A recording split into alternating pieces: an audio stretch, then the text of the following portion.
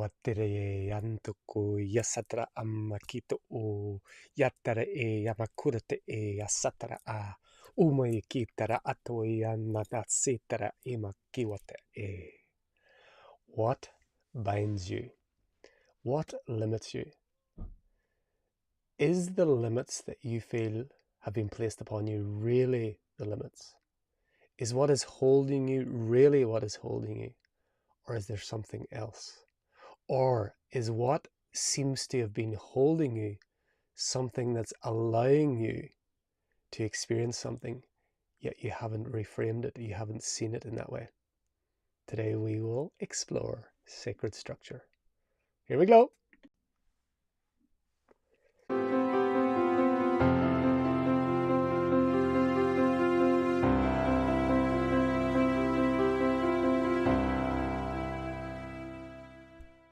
Namaste and welcome everyone. This is day number 223 of 365, A Life of Bliss 365, one quote every day from the book, A Life of Bliss, the Living Transmission, channeled through this one, from our dear non-physical friends and teachers AnandA, here to assist us humanity in remembering who we are and why we are here. And today we ask the question, what binds you? What limits you? What holds you? What's stopping you from being the fullness of who you are? What is that thing or things or condition that is holding you down, that's keeping you from being the highest version, the highest vision, the grandest expression that it is to be human, magnificent human? What is it that binds you? So we're live streaming live every day for a whole year, 223 days, and today was a very challenging day for this one, but a complete transformation. I'd been in bed most of the day, and then through some beautiful work, inner and assisted by others, I am fresh and really flying. So yes, if you're watching live, put in the comments where you're joining from. If you're on replay, hello time traveler, it's still now. Let's get into the quote for day number 223. We are still on chapter 18, and I've been looking forward to this because I love this idea called sacred structure.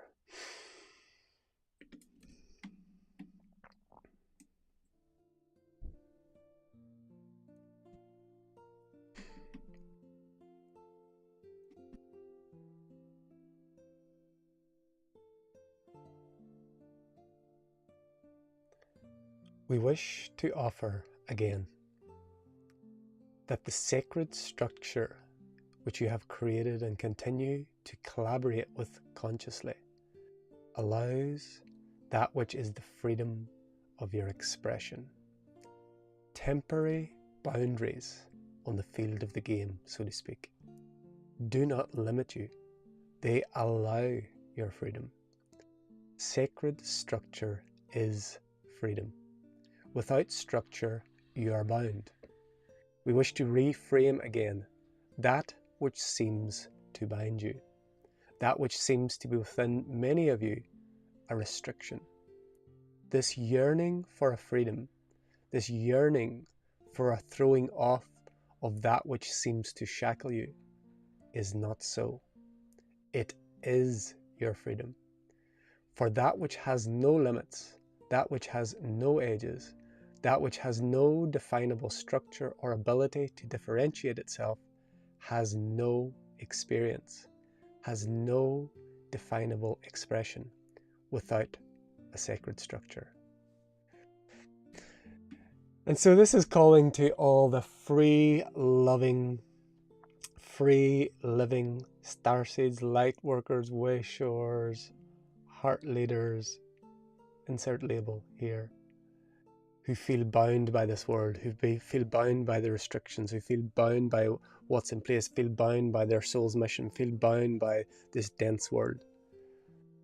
So our dear friends and teachers, like they do so many times, are flipping everything on its head. They speak in paradox, and they also take us out of duality to the opposite of where we're fixed in one aspect of duality. They're flipping it to the other and saying what we think restricts us is actually our freedom. So just let that sit now and see how it sits, if it does sit, if it's allowed to sit. the limits and the restrictions and the boundaries that we see and feel on earth and in our lives actually give us freedom. Just notice what happens whenever you hear that. Notice what happens in the body.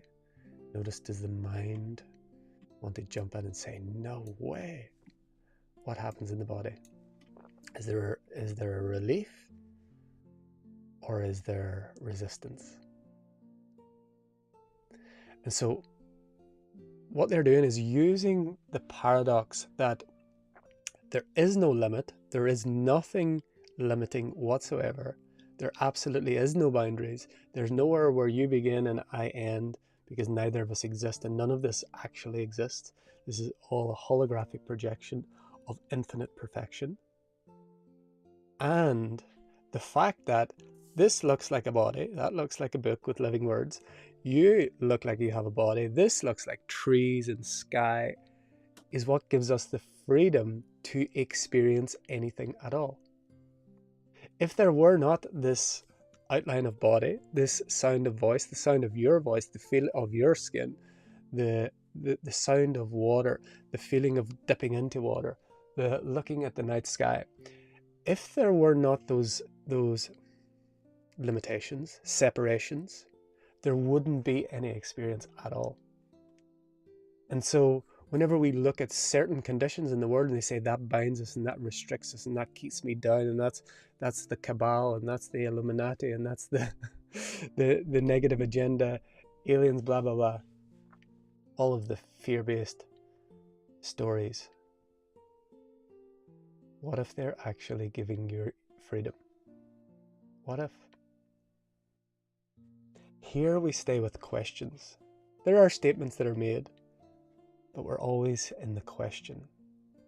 What if everything you thought was restricting your freedom was giving you freedom? What if everything you've been fighting and resisting against has been the very thing that you've been looking for? Just notice what happens inside now. Notice what the egoic mind that thrives on separation wants to say about that. It thrives on right and wrong. It thrives on answers. Notice what happens. What if all the power structures and the patriarchal system and the governments and the limits in your society, everything we resisted and have resisted, what if they are actually giving you freedom? The example I'm always given with this is a river. And so sacred structure is like the river bank that winds its way back to the ocean. Now, if, as happens, there is a flood, if the river banks are completely, let's say the river banks are completely flattened, that water of the river just goes into the ground and it doesn't make its way back to its source, back to the sea. So whenever we're in this, appearing in this time-bound space reality, and we want to get rid of all structure, we want to get rid of all ideas that we feel limit us. Again, we're in paradox here, because at one point this week we're talking there are no limits, nothing is binding you, which is true, and the banks of the river allow you to have the experience of going from the top of the mountain, evaporating into vapor, falling as rain or snow at the top of the mountain, going through all these rocks and kissing the rocks and kissing the earth and winding down and coming down into a river and going over rapids and having a nice soft pool and then eddies and whirlpools and then going down and winding on and back and merging into the source again. If there were not the sacred structure of the moving boundaries, yes, in this physical dimension there's a fairly fixed thing, but if you've seen it energetically, it's a sacred structure over time. It's moving and molding. Even rocks aren't still. Everything is like there's little bits of erosion and there's new pathways opening up.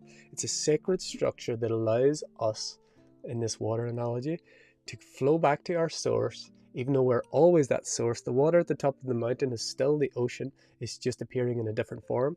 But the sacred structure of the river, allowing it to flow back to its source, allows the experience of the forgetting I am the ocean, and going through this experience, I am snow, I am vapor, I am dancing over waterfalls, I am this, I am that. And that sacred structure always guides you back. But if we are to like take away that structure, take away the banks of the river, I want to be free. I'm a light worker hippie. I want to be free. I don't want any of these restrictions whatsoever. So there's no banks. So the water seeps into the ground. And of course, eventually it's never not its source, but it seeps into the ground. And it is where it is. It's not flowing back to its source. And that which doesn't flow is dying. And so these analogies don't take it fully, but just take the pieces that because when we take it to its absolute, there is no right or wrong, there's no good or bad, there's no answers. We're opening continuous questions. What if? What would it be like? How would it be if everything that you've thought has limited your body, your being, your existence on the earth is actually giving you freedom? How would you live differently? How would you interact with those conditions, those people, those systems, if you recognize that you are infinite, boundless, limitless awareness, dreaming that it's a body and being allowed to experience itself as a body with gravity, with separations between bodies, with energy exchanges, with the feeling of contraction, the feeling of expansion, the feeling of forgetting, the experience of remembering.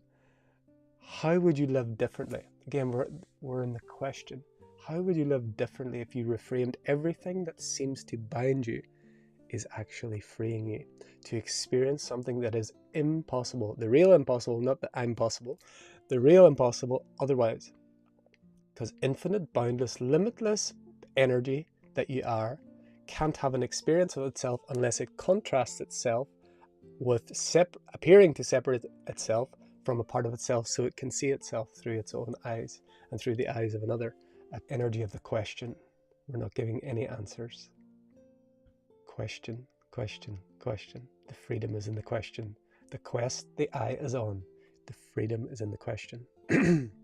So see where you can begin to appreciate sacred structure that's moldable, that's movable, that that shifts over time.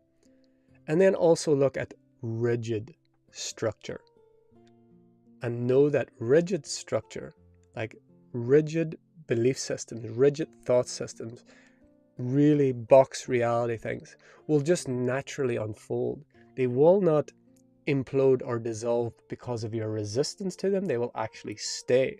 But if we begin to see that these rigid structures that are dissolving before our very hearts are offering us an opportunity to see this is one potential in infinite possibilities. And this gives me an opportunity. Do I choose to fight and resist against this box reality, this rigid structure? Or do I choose to see that gives me a freedom to choose? I don't have to fight against it. I don't have to curse it. I don't have to bless it. I don't have to exercise it, as in exorcism. I just have to see that infinite potential is giving me an opportunity to choose. Do I choose to feel like I'm boxed in this reality, or see that I am the ultimate sacred structure? My body is moving energy. I have choice. I have the ability to reframe. I have the ability to choose again what I see and what I make it mean, because nothing has any meaning save the meaning that you give it.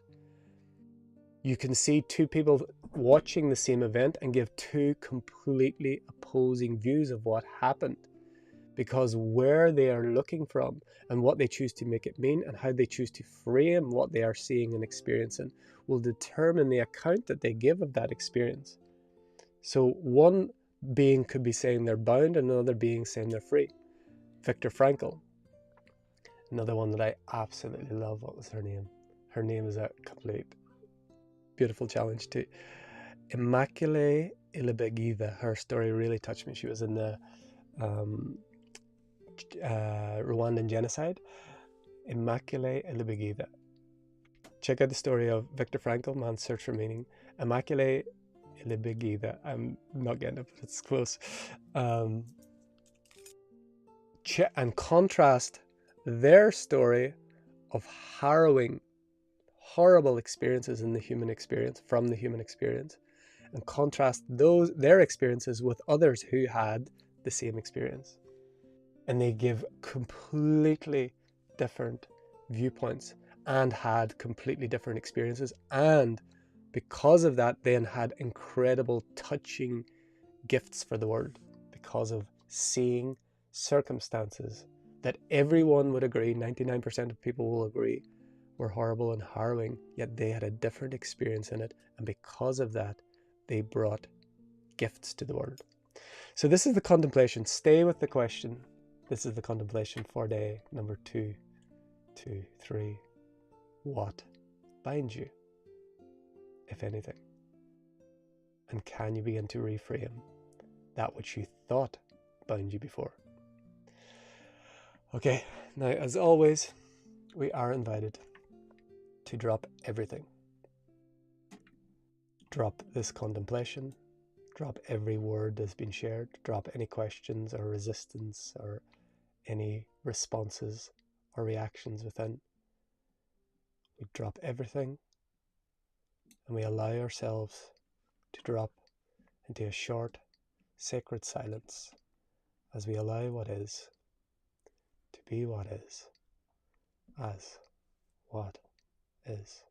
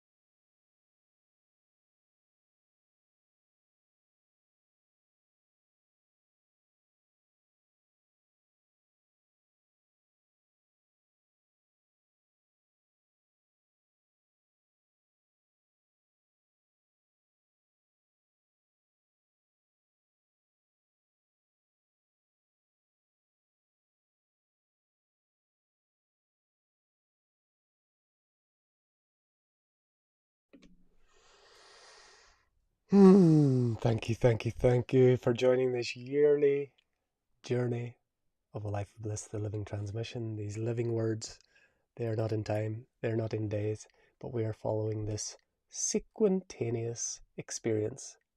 It's appearing in sequence, but everything's happening sequentially. No, everything's happening simultaneously, appearing in sequence. So yes, we will continue this journey every day with you. Thank you for joining. Thank you for being here. We'll go to a few comments here. I see that a few come in.